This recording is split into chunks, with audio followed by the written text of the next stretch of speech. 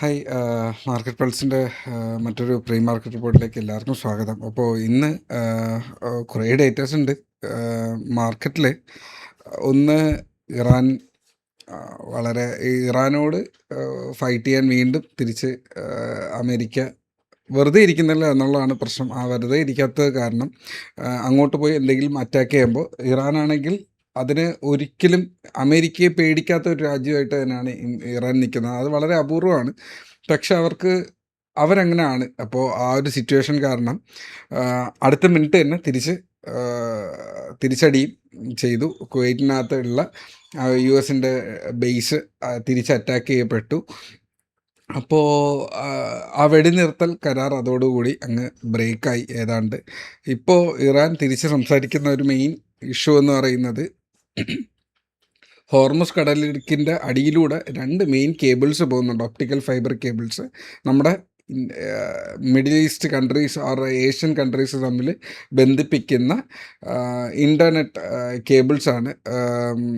എനിക്ക് പേര് കൃത്യമായിട്ട് ഓർമ്മയില്ല. ഒന്ന് ഫാൽക്കണും രണ്ടാമത്തത് മിഡിൽ ഈസ്റ്റ് ബ്രിഡ്ജ് എന്നോ അങ്ങനെ എങ്ങാണ്ടാണ്. അപ്പോൾ ഇത് തമ്മിൽ ഉള്ള കണക്ഷൻ ഒന്നുകിൽ കട്ട് ചെയ്യാനുള്ള സാധ്യത അവിടെ ഒരു സംഭവം ഉണ്ട്, എക്സിസ്റ്റ് ചെയ്യുന്നുണ്ട്, ഞങ്ങൾ നോട്ട് ചെയ്തിട്ടുണ്ട് എന്നുള്ളത് അവർ പറഞ്ഞു. അതിന് ടാക്സ് ഫീ കളക്ട് ചെയ്യുന്നതായിട്ട് അവരൊരു വേർഡ് പറഞ്ഞു. അപ്പോൾ ടാക്സ് കളക്ട് ചെയ്യുന്നതിനെക്കുറിച്ച് ഇല്ലെങ്കിൽ ഫീ കളക്ട് ചെയ്യുന്നതിനെക്കുറിച്ച് ചിന്തിക്കുന്നുണ്ട് എന്നുണ്ടെങ്കിൽ ഇതിൻ്റെ വേസ്റ്റ് കേസസ് കഴിഞ്ഞാലും അത് കട്ട് ചെയ്യാനുള്ള സാധ്യതയും ഉണ്ടല്ലേ. സോ അങ്ങനെ ഒരു വലിയൊരു ത്രെട്ട് അവിടെ ഇൻഡയറക്റ്റ്ലി പറഞ്ഞു കഴിഞ്ഞു. അത് അത്ര നല്ലൊരു പരിപാടിയല്ല. ബിക്കോസ് 2024 ഇങ്ങനെ ഒരു സിറ്റുവേഷൻ വന്നപ്പോൾ അതിലൊരു ചെറിയൊരു മണിക്കൂറുകളുടെ കണക്ഷൻ എറേഴ്സ് വന്നപ്പോൾ നമ്മുടെ വേൾഡിൻ്റെ 25% ഓഫ് ട്രാഫിക്, ഇൻ്റർനെറ്റ് ട്രാഫിക് കട്ടായി പോയിരുന്നു. ഒരു സെക്കൻഡ്. ഓക്കെ, ആ ഇൻ്റർനെറ്റ് സ്പീഡ് അത്രത്തോളം കട്ടായിപ്പോയി. അപ്പോൾ അത് വലിയൊരു ത്രെട്ട് തന്നെയാണ്.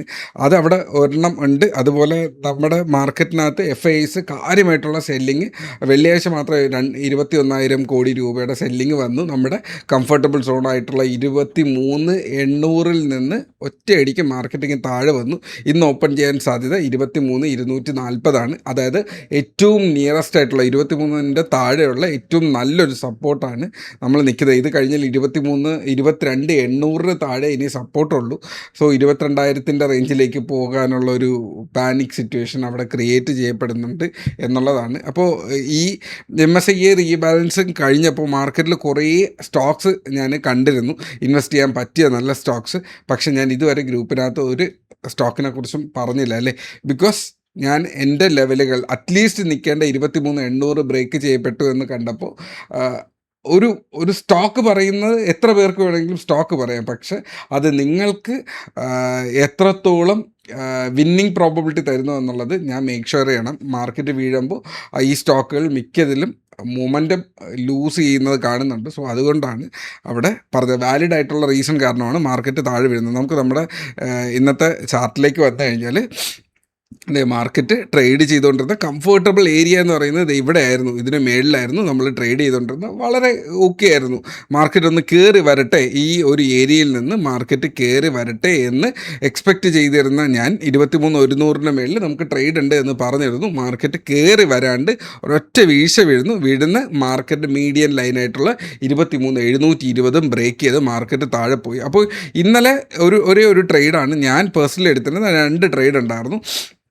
മാർക്കറ്റ് ഓപ്പൺ ചെയ്തിട്ട് മാർക്കറ്റ് 23,660 നിന്ന് 720 പോയിട്ട് ഈ ഒരു മീഡിയൻ ലൈൻ ബ്രേക്ക് ചെയ്യാൻ പറ്റാണ്ട് മാർക്കറ്റ് തിരിച്ചു വന്ന് ഓപ്പൺ ചെയ്ത ലെവൽ ബ്രേക്ക് ചെയ്തപ്പോൾ ORB സിമ്പിൾ സ്ട്രാറ്റജിയാണ്, അത് ബ്രേക്ക് ചെയ്തപ്പോൾ മാർക്കറ്റിനകത്ത് ഒരു ഷോർട്ടിങ് ഓപ്പർച്യൂണിറ്റി ഉണ്ടായിരുന്നു. ഞാൻ ഷോർട്ട് ചെയ്തു.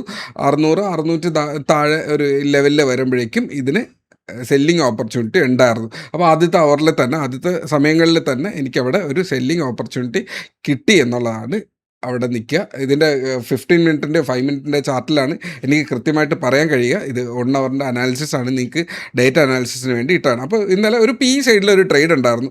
മാർക്കറ്റ് തിരിച്ച് വീഴുന്നു കഴിഞ്ഞ് റീടെസ്റ്റ് ചെയ്ത് വീണ്ടും രണ്ടാമത് വീഴുന്നു. ഈ രണ്ടാമത്തെ ട്രേഡ് ഞാൻ പേഴ്സണലി എടുത്തിട്ടില്ല. ഓക്കെ, രണ്ടാമത്തെ ട്രേഡ് പേഴ്സണലി ഞാൻ എടുക്കാൻ പറ്റില്ല. ഫസ്റ്റ് ട്രേഡ് ഞാൻ പേഴ്സണലി എടുത്തിട്ടുണ്ടായിരുന്നു.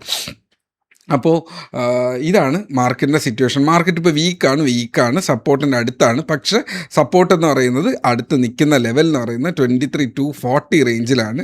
ഓക്കെ, മാർക്കറ്റ് ഇന്ന് ഓപ്പൺ ചെയ്യാൻ സാധ്യത ഈ ഒരു ഏരിയയിലാണ്. അപ്പോൾ ഒരു ചെറിയൊരു ഗ്യാപ് ഡൗൺ ഓപ്പണിങ്, അതിനുശേഷം ഒരു ഷോർട്ട് കവറിങ് റാലി വന്നു കഴിഞ്ഞാൽ മാർക്കറ്റ് ചെറുതായിട്ട് ഈ ഒരു ഏരിയയിൽ നിന്ന് തിരിച്ചു വരാം. എന്നാലും ഈ ഒരു ഏരിയ നോക്കുക, 23,400 440 റേഞ്ചിലെത്തുമ്പോഴേക്കും എന്തായാലും അതിനൊരു റെസിസ്റ്റൻസ് എടുക്കാനുള്ള സാധ്യതയുണ്ട്. അപ്പോൾ ഓപ്പൺ ചെയ്യുന്നത് താഴെ നിന്നിട്ട് മാർക്കറ്റ് തിരിച്ച് മേളിലേക്ക് വന്ന് 350 400, ഞാൻ പറയുന്ന നമ്പേഴ്സ് കൃത്യമായിട്ട് ശ്രദ്ധിക്കുക. 23,240 നിന്ന് ബൗൺസ് ചെയ്ത് 350 440 റേഞ്ചിലേക്ക് വന്നു കഴിഞ്ഞാൽ അവിടെയൊക്കെ ആയിരിക്കും ഏറ്റവും കൂടുതൽ സെല്ലിംഗ് വരിക.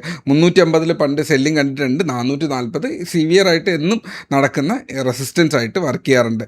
സോ ഈ രണ്ട് ലെവൽസ് നോക്കുക. മേളിലേക്ക് 520 600 അടുത്ത ലെവൽസ് എന്ന് പറയുന്നത്. സോ അത് അടുത്ത സെറ്റ് ഓഫ് മൂവ് ആണ്. അതിന് നിങ്ങൾ പ്ലാൻ ചെയ്ത് വച്ചിരിക്കുക. ഞാൻ അതിനെക്കുറിച്ച് പേഴ്സണലി പറയുന്നില്ല. മാർക്കറ്റ് ഞാൻ ഉദ്ദേശിക്കുന്ന ഇവിടെ എവിടെയെങ്കിലും നിന്നാൽ പോലും ദാറ്റ് ഈസ് ഗുഡ് എന്നുള്ളതാണ്. എന്ന് മാർക്കറ്റ് ക്ലോസ് ചെയ്യാൻ സാധ്യത 23,440 ഇടയിലോ ഇല്ലെങ്കിൽ 240 ഇടയിലോ ആയിരിക്കും.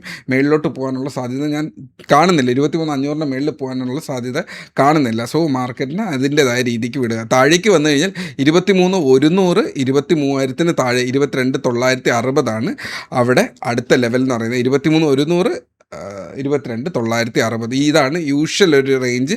വേണമെങ്കിൽ 22,880 22,800 വേണമെങ്കിൽ നിങ്ങൾക്ക് ലെവലായിട്ട് മാർക്ക് ചെയ്ത് വയ്ക്കുക എന്നുള്ളതാണ്. സോ ഇതിനനുസരിച്ചിട്ടുള്ള ഒരു ട്രേഡിംഗ് പ്ലാൻ സെറ്റ് ചെയ്യുക. മാർക്കറ്റ് ഇങ്ങനെ ഇവിടെ പോകും എന്നുള്ളതല്ല, പോകുന്ന മൊമെൻറ്റിൽ ഏതൊക്കെ ലൈന് ബ്രേക്ക് ചെയ്യുന്നുണ്ടോ കൃത്യമായിട്ട് അതിനൊരു സ്ട്രോങ് മൊമെൻ്റ് ഉണ്ടെങ്കിൽ അതിനനുസരിച്ചിട്ടുള്ള ട്രേഡ് പ്ലാൻ ചെയ്യുക. ഞാനവിടെ പൊസിഷൻ എടുക്കുന്നുണ്ടാവും. ഞാൻ വലിയ ക്വാണ്ടിറ്റി അല്ല ട്രേഡ് ചെയ്യുന്നത്, മാർക്കറ്റിൽ ഒരു മീഡിയം ക്വാണ്ടിറ്റിയിൽ ഉള്ള ഒരു ട്രേഡറാണ്, നോർമൽ ഒരു ട്രേഡറാണ് ഞാൻ. നിങ്ങളെപ്പോലെ തന്നെ ഒരു നോർമൽ ട്രേഡർ, എന്നാൽ കൃത്യമായിട്ട് അവിടെ SL കാര്യങ്ങളൊക്കെ കീപ്പ് ചെയ്ത് വളരെ കൺസിസ്റ്റൻ്റ് ആയിട്ട് ട്രേഡ് ചെയ്യാൻ ശ്രമിക്കുന്ന ഒരു വ്യക്തിയാണ്. സോ ആ ഒരു പ്ലാന് തന്നെയാണ് ഞാൻ എൻ്റെ കമ്മ്യൂണിറ്റിയിൽ നിൽക്കുന്ന ആൾക്കാർക്ക് പറയാറുള്ളത്. കൃത്യമായിട്ട് SL കീപ്പ് ചെയ്യുക. ഒരു തെറ്റ് പറ്റുമ്പോൾ ആ SL നിങ്ങളെ ഹെൽപ്പ് ചെയ്യുന്നുണ്ടാവും. അടുത്ത നല്ലൊരു ട്രേഡിൽ നിങ്ങൾക്ക് ആ SL ബ്രേക്ക് ചെയ്യാൻ പറ്റും. So trade safe, take care, by.